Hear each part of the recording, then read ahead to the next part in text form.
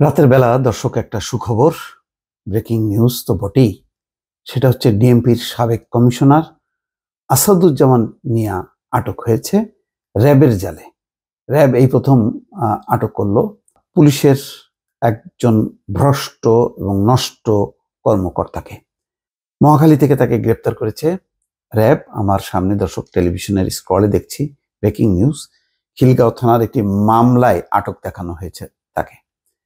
অনেক কৌশলে বাঁচার চেষ্টা করেছেন। যখন নাকি আসাদুজ্জামান মিয়া সম্পর্কে পত্রপত্রিকায় রিপোর্টিং শুরু হলো যে তারও বিপুল সম্পত্তি, বেনজিরের যদি পরে ধরা হয় কাউকে, আসাদুজ্জামান মিয়া।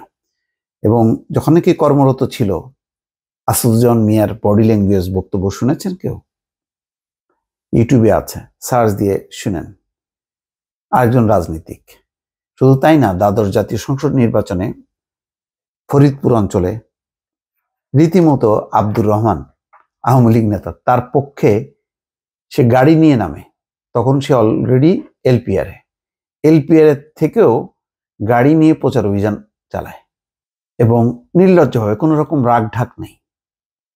তখন আমিডামি নির্বাচন হচ্ছিল, সেখানে আওয়ামী লীগেরই আরো 2-3জন প্রার্থী ছিল, তারাই অভিযোগ করেছে এবং তারা রীতিমতো সেই তার যে নির্বাচনী প্রচার অভিযানে সে পার্টিসিপেট করেছে এলপিআর থাকা অবস্থায় গাড়ি নিয়ে, ডিএমপির গাড়ি নিয়ে।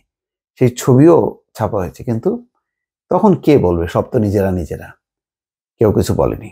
এগুলি কেন করতে পেরেছে?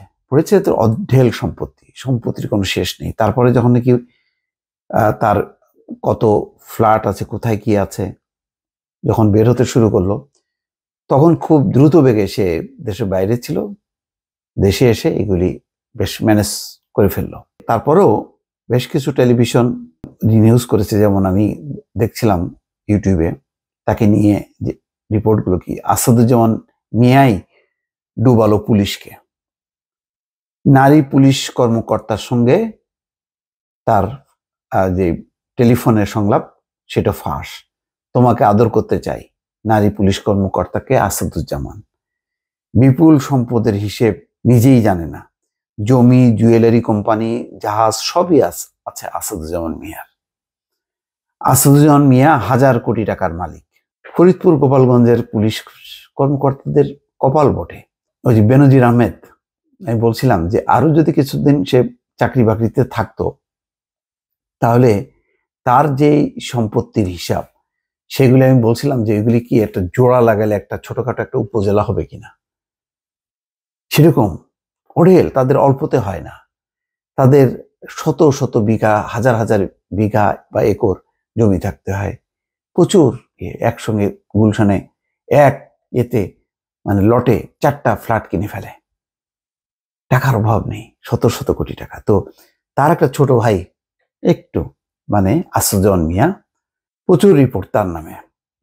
আসাদুজ্জামান মিয়ার আহ্বানে সাড়া দিলেন এক নারী কর্মকর্তা। আসাদ মিয়ার অডিও ফাঁস, আদর করতে চাইলেন সহকর্মীকে। আসাদুজ্জামান মিয়ার কেলেঙ্কারিতে ফেসে গেলেন যে পুলিশ কর্মকর্তা। সস্ত্রীক দেশ ছাড়া নিয়ে যা বললেন ডিএমপি সাবেক কমিশনার। আসাদুজ্জামান মিয়া যেন মানে সম্পদের খনি, বাড়ি গাড়ি ফ্ল্যাট সবই আছে। এরা আসলে পার পেয়ে যাচ্ছিল। এবং ওই শুধু বেনজির আহমেদ ফাঁসলো, তারপরে এনবিআর এর একজন কর্মকর্তা ফাঁসলো, এই তারপরে আর নিচের দিকে কিন্তু নামলো না, নামা সম্ভব না।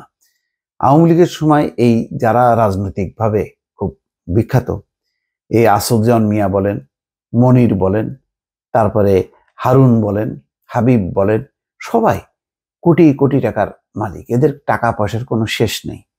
পুরো পুলিশ বাহিনীকে তারা তৈরি করেছে মানুষের কাছ থেকে লুটপাট করো আর অত্যাচার করো, আর এই হাসিনা সরকারকে টিকায় রাখো।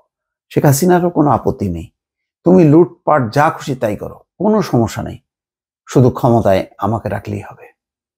ওপেন লাইসেন্স দিয়ে রাখছে। তো আজকে আসাদুজ্জামান মিয়া হয়তো বুঝতে পারেনি এরকম চট করে 5 তারিখে সরকার পতন হবে, মানে এরকম জানলে আর আসতো না।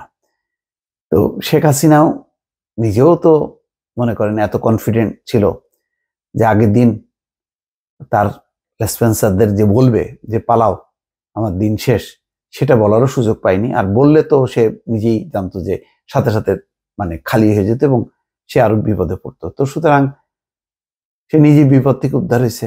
এখন এই পুলিশে হাত দেওয়া হচ্ছে সব হাসিনার লোক।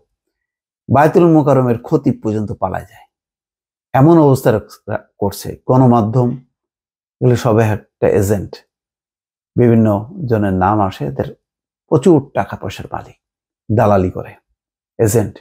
কিসের সাংবাদিক, কিসের পুলিশ, কিসের খতিব, কিসের বিচারক, কিসের প্রশাসক, সব হচ্ছে আওয়ামী লীগ বানায়। গত 15 বছরে পুরো দেশটাকে একদম একটা রসাতলে নিয়ে যাচ্ছিল, আমাদের বাচ্চারা এসে রক্ষা করছে। এখন দেখি আসুজ্জামান মিয়ার এখন থলের বিড়াল থেকে কি কি বের হয়। দর্শক ভালো থাকবেন, আল্লাহ হাফেজ।